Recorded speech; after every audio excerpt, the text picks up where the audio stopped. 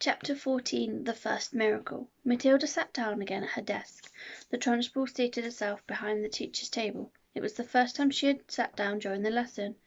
Then she reached out a hand and took hold of her water jug, still holding the jug by the handle but not lifting it yet.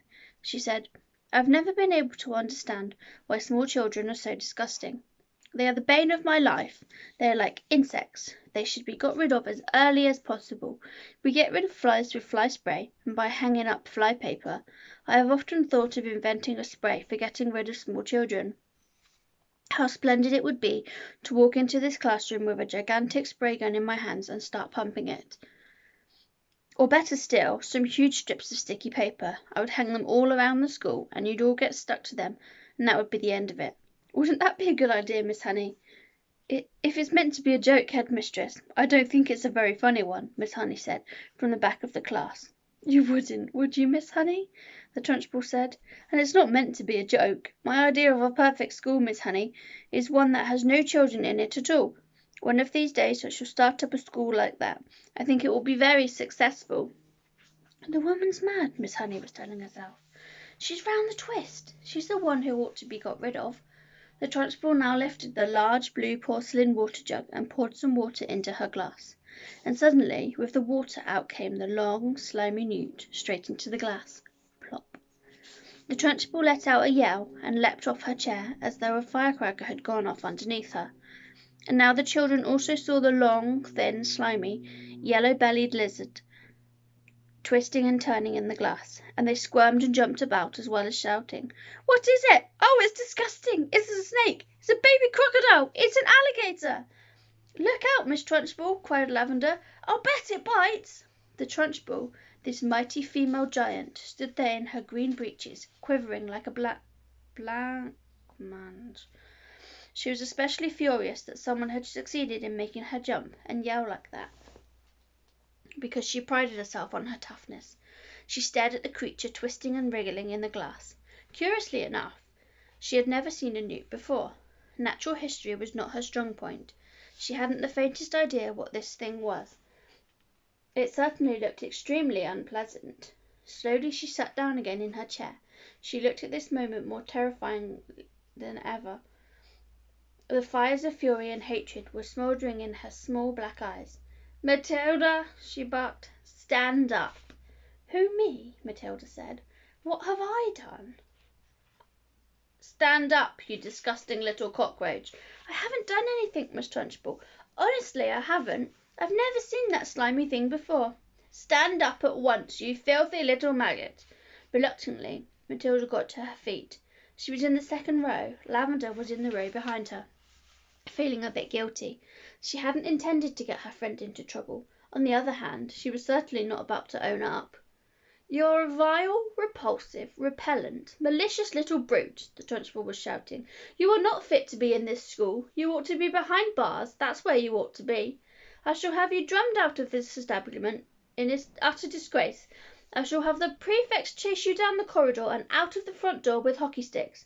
I shall have the staff escort you home under armed guard, and then I shall make absolutely sure you are sent to a reformatory for delinquent girls for the minimum of 40 years. The Trunchbull was in such a rage that her face had taken on a boiled colour and little flecks of froth were gathering at the corners of her mouth. But she was not the only one who was losing her cool. Matilda was also beginning to see red. She didn't in the least bit mind being accused of having done something she had actually done.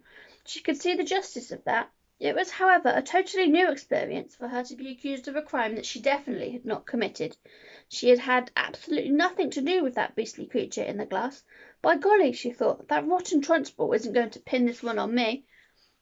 "I did not do it!" she screamed. "Oh, yes, you did!" the Trunchbull roared back. "Nobody else could have thought up a trick like that. Your father was right to warn me about you. The woman seemed to have lost control of herself completely. She was ranting like a maniac. You are finished in this school, young lady," she shouted. "You are finished everywhere. I shall personally see to it that you are put away in a place where not even the crows can land their droppings on you. You will probably never see the light of day again." "I'm telling you, I did not do it," Matilda screamed. "I've never even seen a creature like that before in my life." "You have put a A crocodile in my drinking water, the Trunchbull yelled back. There is no worse crime in the world against a headmistress. Now sit down and don't say a word. Go on, sit down at once. But I'm telling you, Matilda shouted, refusing to sit down. I am telling you to shut up, the Trunchbull roared. If you don't shut up at once and sit down, I shall remove my belt and let you have it with the end that has the buckle. Slowly Matilda sat down. Oh, the rottenness of it all! The unfairness! How dare they expel her for something she hadn't done? Matilda felt herself getting angrier and angrier and angrier, so unbearably angry that something was bound to explode inside her very soon. The newt was still squirming in the tall glass of water. It looked horribly uncomfortable. The glass was not big enough for it. Matilda glared at the Trunchbull. How she hated her! She glared at the glass with the newt in it. She longed to march up and grab the glass and tip the contents, newt and all, over the Trunchbull's head. She trembled to think what the Trunchbull would do to her if she did just that. The Trunchbull was sitting behind the teacher's table, staring with a mixture of horror and fascination at the newt wriggling in the glass. Matilda's eyes were also riveted on the glass, and now, quite slowly, there began to creep over Matilda a most extraordinary and peculiar feeling. The feeling was mostly in the eyes. A kind of electricity seemed to be gathering inside them. A sense of power was brewing in those eyes of hers. A feeling of great strength was settling itself deep inside her eyes. But there was also another feeling, which was something else altogether, and which she could not understand. It was like flashes of lightning. Little waves of lightning seemed to be flashing at her eyes. Her eyeballs were beginning to get hot, as though vast energy was building up somewhere inside them. It was an amazing sensation. She kept her eyes steadily on the glass, and now the power was concentrating itself in one small part of each eye, and growing stronger and stronger, and it felt as though millions of tiny little invisible arms with hands on them were shooting out of her eyes towards the glass she was staring at. Tip it, Matilda whispered. Tip it over. She saw the glass wobble. It actually tilted backwards a fraction of an inch, then righted itself again. She kept pushing at it with all those millions of invisible little arms and hands that were reaching out from her eyes, feeling the power that was flashing straight from the two little black dots in the very centre of her eyeballs. Tip it, she whispered again. Tip it over. Once more the glass wobbled. She pushed harder still, willing her eyes to shoot out more power, and then very, very slowly, so slowly she could hardly see it happening, the glass began to lean backwards, farther and farther backwards, until it was balancing on just one edge of its base. And there it teetered for a few seconds before finally toppling over and falling into a sharp tinkle on top to the desktop. The water in it and the squirming newt splashed out all over Miss Trunchbull's enormous bosom. The headmistress let out a yell that must have rattled every window pane in the building, and for the second time in the last 40 minutes she shot out her chair like a rocket. The newt clutched desperately at the cotton smock where it covered the great chest, and there it clung with its little claw-like feet. The Trunchbull looked down and saw it, and she bellowed even louder, and with a swipe of her hand she sent the creature flying across the classroom. It landed on the floor beside Lavender's desk, and very quickly she ducked down and picked it up, put it into her pencil box for another time. A newt, she decided, was a useful thing to have around. The Trunchbull, her face more like a boiled ham, was standing before the class, quivering with fury. Her massive bosom was heaving in and out, and the splash of water down the front of it made a dark, wet patch that probably soaked right through to her skin. "Who did it?" she roared. "Come on, own up. Step forward. You won't escape this time. Who is responsible for this dirty job? Who pushed over this glass?" Nobody answered. The whole room remained silent as a tomb.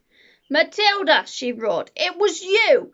I know it was you!" Matilda, in the second row, sat very still and said nothing.